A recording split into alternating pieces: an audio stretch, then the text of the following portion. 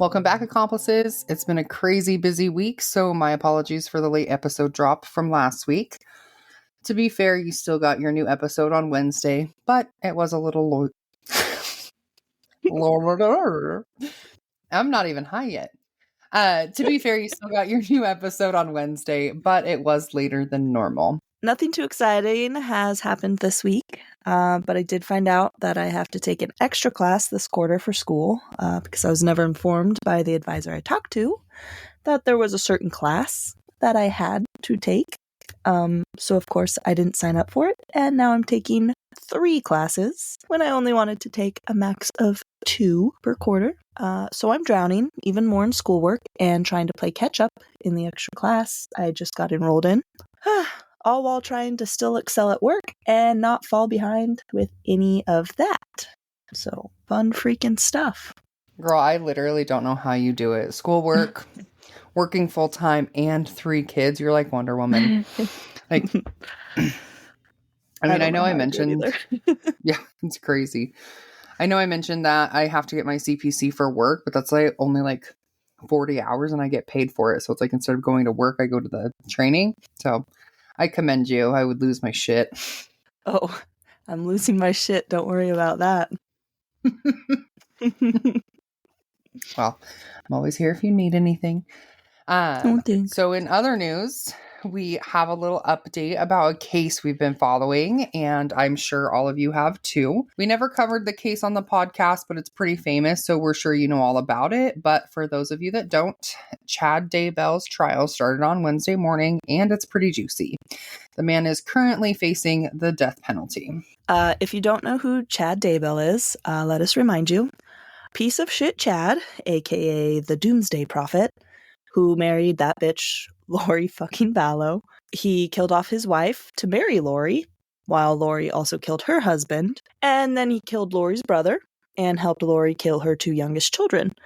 And then they fled to Hawaii to honeymoon and celebrate being new empty nesters.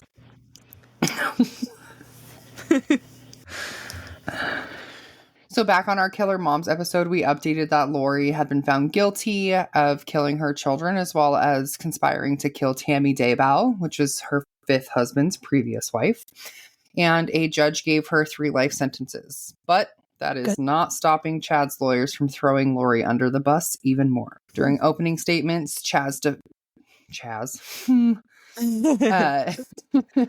During opening statements, Chad's defense attorney, John Pryor, delivered a statement saying Lori Vallow was a, quote, very sexual, very manipulative person who knows how to get what she wants, end quote. They both deserve to be thrown under that bus. Fucking bastards. Also, she must be pretty persuasive if he married her only 17 days after convincing him to kill his wife. That's crazy to me. Husband number 5 must really be the one. Yeah. Ugh.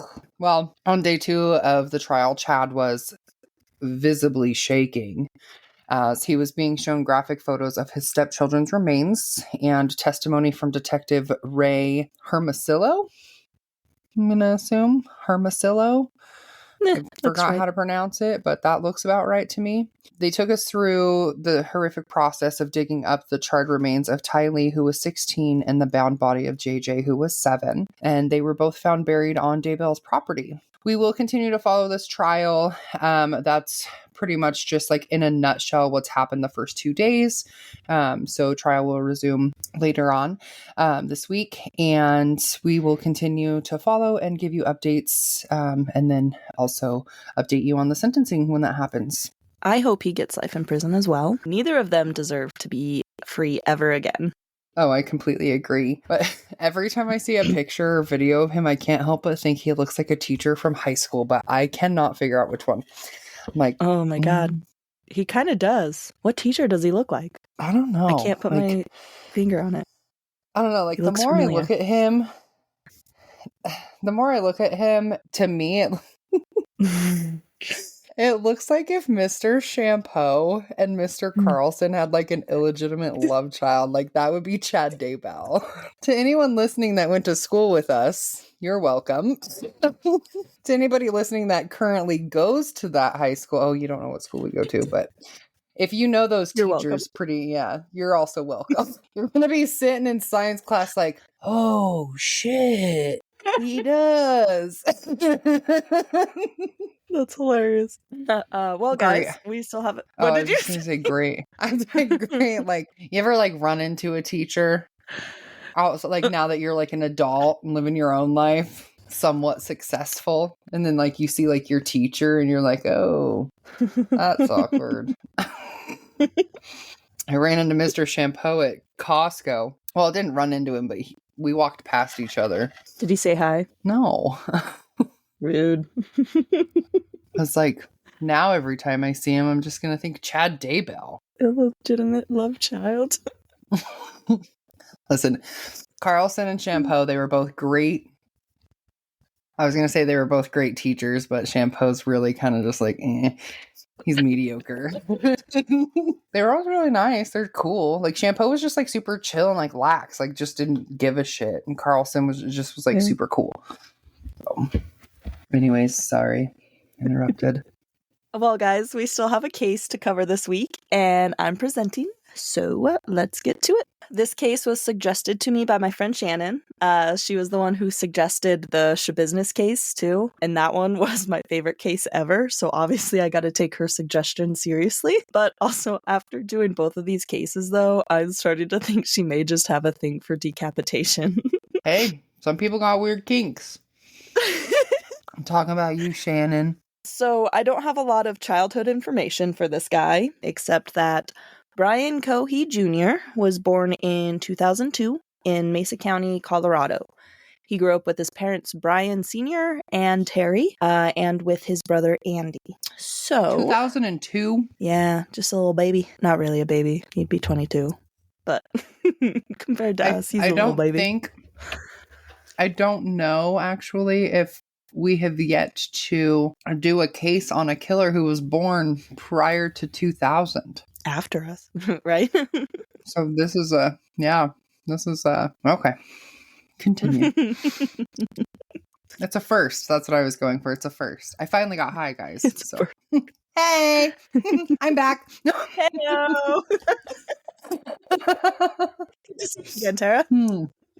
Just me and my friend Mary Jane over here.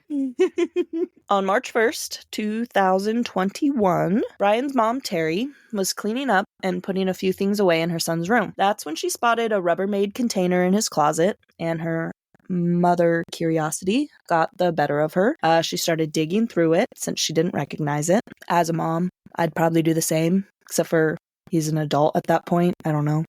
Adult children should probably have a little bit more privacy than that, but unless it had a weird smell, I'm leaving that shit alone. And even then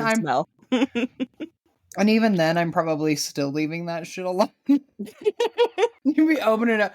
Have you ever like forgot about like a lunch container and then like weeks later you're like, oh shit, found that on the floorboard of my car, and you go to take it in and you like open the lid and it's like molded and you're like, ugh.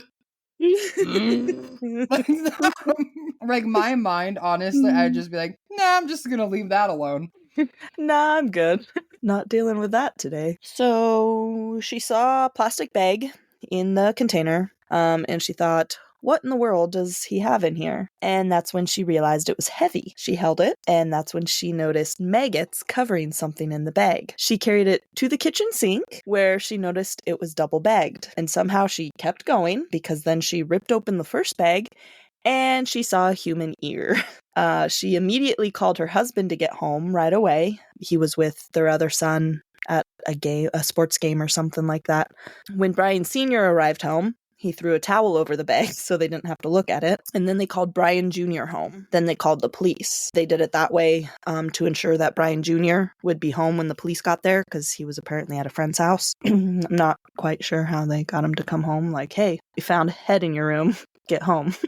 Your ass is grounded. As Brian's parents called 911, they admitted to the dispatcher that their son did display, quote, a fascination with the morbid, end quote. And later in police interviews with Terry, she admitted that she always thought he was channeling that into becoming a crime scene investigator. Also, in that bag, that was now in the kitchen fucking sink were the deceased man's hands as well. Okay, so I was snacking and now I'm just gagging. Bro, you said the M word. Like, you know how like moist is like a trigger word for people? That M word, I threw up in my mouth. Like I muted my The mic, bro. M-word. Like, Morbid? M-A, the little worms. Maggots. Little worms. Mm. Ooh. Enjoying your snack? No, not anymore. I was enjoying my cheddar jalapeno Cheetos and ruined it. My bad. You knew we were recording. I had to make up for the last one I did where there was no fucking killing in it at all. Followed by Jason's lame fucking one. People love that episode. They just love him. Okay. Like they're like, I love that episode too because Jason's funny, but the case was a dud. He said he's coming up with another one. Oh, is it actually going to have some crime in it this time? I don't know. I don't even know if it's going to come from Vice again. The victim was a 69-year-old homeless man named Warren Barnes. When police arrived at their Colorado home to confront Brian Cohee Jr., chilling body cam footage showed Brian's unremorseful, nonchalant confession. So I have a clip. It's a TikTok, so let me see if I can play it right. But just the way he says it is just fucking creepy, so I wanted to play it for you guys. Yeah, I believe so. And what would it be? A human head and hands. So he says it just so matter-of-factly, and it gives me the fucking creeps. Yeah, he's just like, yeah, we found a human head and hands. Yeah. Oh, yeah. Like, absolutely normal. Yeah. Totally normal to have that shoved in your closet. Just, ugh. Gives me the chills, because he's just, like, so emotionless with his expression. Just, like, matter-of-fact. Oh, yeah. The human head and hands. The officers questioned Brian Jr. outside of their home. That clip was just a short little excerpt from the footage. More of the questioning goes like this. An officer asked, "Your parents have concerns of some stuff they may have found in your room. What would it be?" That's when Brian calmly and creepily responds, "A human head and hands. From that fella that went missing recently." The officer then asked, "How did you end up with him?" Brian then says, "I murdered him." The officer asked, "With what?" To which Brian replied, "A knife." He also identified the victim to the officer. When the officer asked why he had killed him, Brian simply said that he, quote, always wondered what murder felt like. In a police interview with Brian, he talked about how he carried out the murder. He said he'd been plotting murdering someone for 6 months prior to this. He added how he was looking to kill a homeless person or a prostitute under the assumption that no one would miss them. That quote that he said, where he said he always wondered what murder felt like, that kind of reminded me of like Taylor Schabusiness, where she's like, have you ever loved somebody so much you just had to kill them? Like, yeah, you just had to kill them. Just love them so much. I just want you dead. Brian said, quote, "It was the night of February 27th. It was a full moon, and I figured I could see so well. Why not try it out? I am in a bad state of mind at that time. I have major depressive disorder. I was driving along and I see a shape here by the railroad track. So I am like, oh, interesting. I'm like, that's a homeless person. So I grabbed my knife. I put on 3 layers of gloves because plastic gloves can betray their users because they're so thin. I took the knife, I pulled back the canvas, and I stabbed his neck. He was panicking at first. He was saying, 'What are you doing? What are you doing? Why?' And I just kept stabbing his neck." I like how he, not like is the wrong word, but for lack of a better term, it's like the way he's describing what he did, and I can like hear it in his voice, especially after you played that clip. But just like the way he's describing what he's did, it's like he's telling a story of like somebody who would tell a story about like their perfect first date, or like, you know, right? Like, oh, I put on 3 layers of gloves because plastic gloves can betray their users because they're so thin. I pulled out my knife. Like I pulled back the canvas and I stabbed his neck. Like in grave detail. I mean, the first fucking line. It was the night of February 27th. It was a full moon. Oh, right. Just giving all these. And I figured I could see, so why not try it out? Like, sir, like, find better things to do. Yeah. Stop being so fucking creepy. Stop being a fucking weirdo. God. He told investigators that he was growling and making animalistic noises while stabbing Warren. He went on to laugh as he explained, in nauseating detail, how he dismembered the man's body before saying, quote, "Sorry, that's morbid," to investigators. Brian appeared excited to tell them all about his horrific crime. He even looked excited to be reliving the murder and relishing the memory. The night he killed Warren, he noted the occasion as first in his cell phone notes, which tells me, what the fuck? Yeah, which tells me he was probably planning on killing again. Oh, God. If that He's occasion. Like, oh, now I know what it feels like to kill a homeless person. What does it feel like to kill a prostitute? Is it different? Are they different feelings? Yes, very different feelings. Yeah. It was later revealed that Brian dismembered Warren at the murder site, dumped his arms beneath the train bridge, and attempted to get rid of the rest of Warren Barnes' body at the Blue Heron boat ramp, where his car got stuck in the Colorado River. It was also there that Warren's wallet was found. His car got stuck in the river? From what I could tell was he put the rest of his body in the trunk, and so he was like backing his car down the boat ramp so he can just throw his body out. Moron went too far and got his car stuck in the river. Do you know what kind of car he had? I do not. Oh, I was going to say, if anybody has that kind of car, don't put a body in your trunk and then try and back down to water. Just future reference. But at his 2021 trial, Brian pleaded not guilty by reason of insanity, claiming that his diagnosed mental health disorders and environmental stressors caused him to become insane when he saw Warren. The defense brought in a family doctor and therapist of Brian's that shed light on some of his troubled past. Doesn't matter because, well, there's no way. Temporary insanity, like... You admitted it to the cops days later.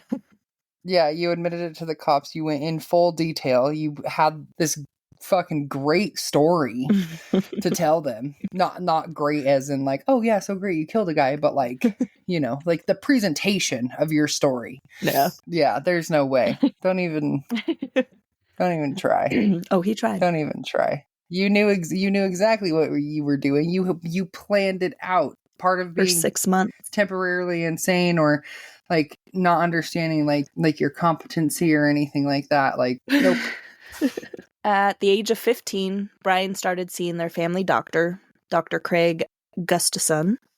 Dr. Gustafson diagnosed and treated Brian for depression in 2018. In 2020, Cohee reported frequent headaches, so Dr. Gustafson ordered a CT scan to check for any tumors or clots, where the results came back normal. He testified at Brian's trial that, aside from his depression in 2018, Brian did not report being suicidal. Just days before the killing, Brian saw Dr. Gustafson for an infected abscess under his arm. He reported that Brian was... I put brain. Sorry. My inappropriate giggling. He reported that Brian was, quote, definitely not psychotic at the time he came in for help with his abscess, end quote. Brian started counseling in 2017 with B. Phillips. Throughout their 24 sessions, Brian had made remarks such as referring to trans individuals as, quote, it. When talking about Darwinism with Phillips, Brian asked, quote, why is it such a big deal to hurt or steal from others? It's what we're supposed to do. On one occurrence... I'm sorry, what? Yeah, that's news to me. I'm just gonna go hurt and steal from people now. No, that's not what you're supposed to do. It's just unfortunately what some people do because they're jackasses. They're not good people. On one occurrence, Brian intentionally bullied a young girl in order to trigger her PTSD. Phillips said Brian knew right from wrong at the time. Brian's mom, Terry, initially hoped Phillips could help her son process the death of his uncle, but Brian reported feeling tired of pretending and felt ambivalent about his uncle's death. Terry had brought him to the Division of Vocational Rehabilitation for an assessment in 2019. Terry had reported that Brian was unable to understand how his choices affected the future and lives of those around him. At the DVR is where Dr. Katrina Catton diagnosed Brian with the lowest level of autism, level 1, needing the least amount of support or assistance. When she asked about his future goals in life, Dr. Catton said Brian responded by idolizing infamous people who were famous for destructive acts, including Hitler, Stalin, the Columbine shooters, Ted Bundy, and Jeffrey Dahmer. Dr. Catton recommended him for an immediate further evaluation, which in all of the research I did, I didn't find that he ever got that additional evaluation. A coworker testified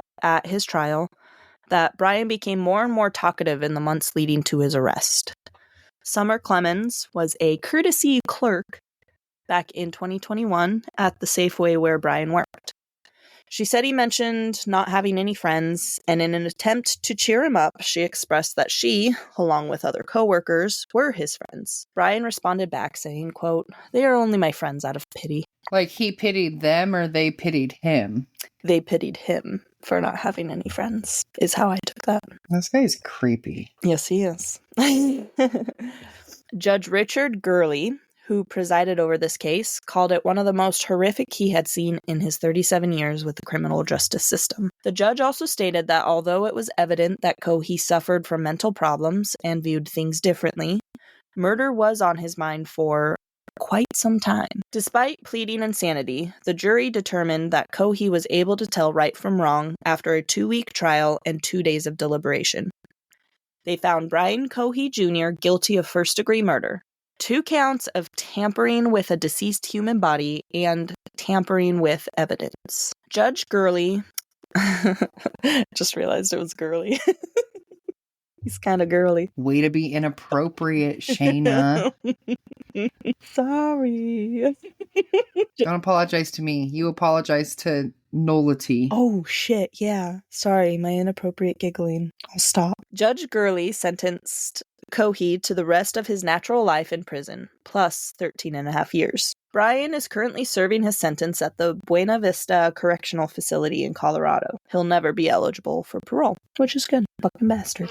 I want to end this one with a little bit about the victim, who Cohee chose because, quote, nobody would miss him. More than 30 friends and family of Warren crowded into the courtroom during the sentencing of the man who killed him. Warren Barnes was known around downtown Grand Junction as the reading man because he so often sat behind a bridal shop absorbed in paperbacks when he wasn't helping store owners move boxes or doing odd jobs through a temp agency. He was valued, he was loved, he is missed every single day, said Monique Lenati, who owns the bridal shop where the 69-year-old Barnes found his own version of home. Warren's friends and family first realized he had been the victim of a crime when he didn't show up in his usual spot one day in late February 2021. They soon learned that Warren was attacked just the night before as he slept under a bridge just blocks from downtown. At the hearing, the then 21-year-old Cohee showed no emotion as Warren's friends and family filed up to the podium to speak about the lingering pain from the senseless murder of a man they described as gentle, selfless, and kind, a man who asked for nothing from others beyond a place to sit and read.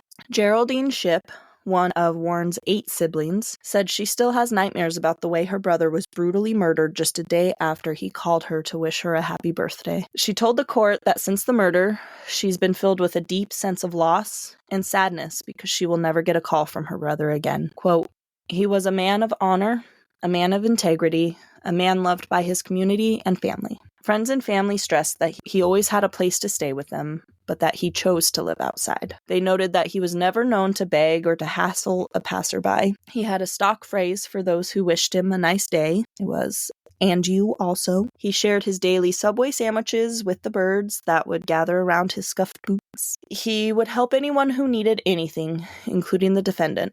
He had a thirst for knowledge and reading. Being homeless doesn't make a person's life less valuable. He was not a throwaway person," his cousin Joanne said in court.